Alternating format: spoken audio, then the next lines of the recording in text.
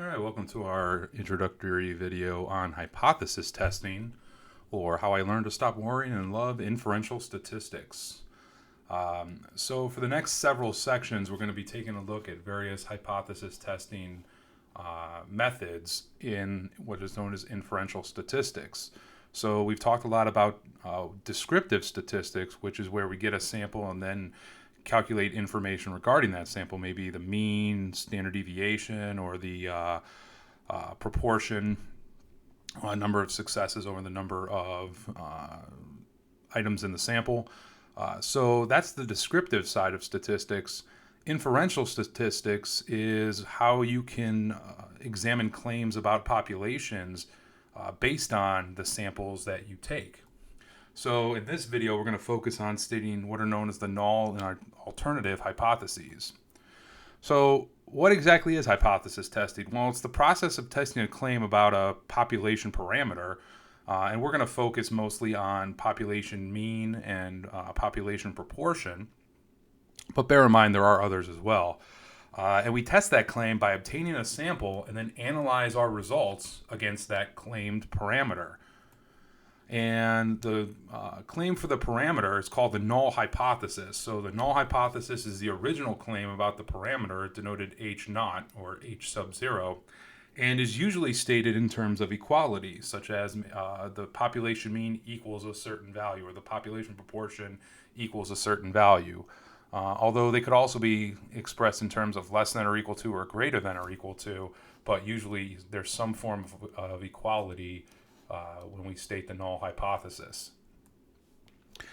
The alternative hypothesis, denoted h sub a, is the new claim that is made against the null hypothesis. So it's what we're testing against the null hypothesis. So maybe we feel something is not equal, maybe just not equal outright, or might be less than, or might be greater than what the null hypothesis is. And we'll take a look in this video with some examples and how to form each one.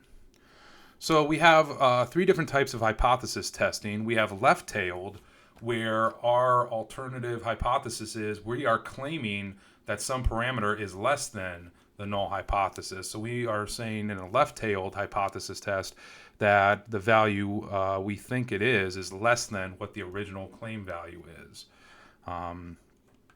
Just a real quick example. Let's say the null hypothesis is that the number of staples that can fit into an average stapler is 300, and we think it's less than 300, so we would have a left-tailed hypothesis test. And I'm well aware that that example I just came up with off the top of my head is not the best example in the world. A right-tailed is going the other way, where we are testing the null hypothesis. We get our sample and all that, but we've claimed that the parameter value is actually greater than what the original null hypothesis is. So with a right-tailed, we're saying that the population parameter is actually greater than what the null hypothesis is. And again, with left-tailed, we're claiming that the population parameter is less than what the null hypothesis is. Finally, we have what is known as a two-tailed hypothesis test, where we're claiming that the parameter is just not equal to the null hypothesis. So we're not saying it's less than, or we're not saying it's greater than, but we are saying that it's just not equal to it. So example one, determine the null and alternative hypothesis for each. So we have a new car's miles per gallon is listed at 33. You want to know if the miles per gallon is actually not 33. So in this case, our population mean is 33 miles per gallon. You can think of that like as the original claim. So the null hypothesis is the original claim. And what we're testing is just that it's not 33. So it would not be equal to 33 miles per gallon. Again, we're not specifying less than or greater than. So this one is actually a two-tailed hypothesis test. Part B, a hospital says that the mean wait time for patients to see a doctor is 3.5 minutes. You want to know if the mean wait time is more than 3.5 minutes. So our mean wait time here, our null hypothesis, is that the mean wait time is 3.5 minutes. And we're seeing whether or not the mean wait time is actually more than that So it's greater than 3.5 minutes for our alternative hypothesis. Now we could say that the null hypothesis could be less than or equal to 3.5 because we're want to know if the mean wait time is actually more than that. So we could say that the mean wait time is 3.5 minutes for the null hypothesis. We could also say it's less than or equal to 3.5 minutes, which I don't believe a hospital is going to deny. If their mean wait time is actually less than 3.5 minutes, they would be happy with that claim. But we can always test to see if it's more than that in this example.